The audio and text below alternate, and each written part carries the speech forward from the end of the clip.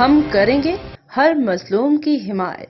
السلام علیکم ناظرین، میں ہوں حرین فاطمہ اور آپ دیکھ رہے ہیں حمایتی نیوز HD چینل۔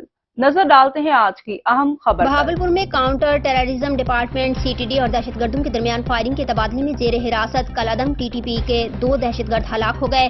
CTD حکام کے مطابق ہلاک ہونے والے دہشت گرد عدیل عرف سیف اللہ خراسانی اور زین عرف اسد اللہ خراسانی کو چند دن پہلے حاصل پور سے گرفتار کیا گیا تھا۔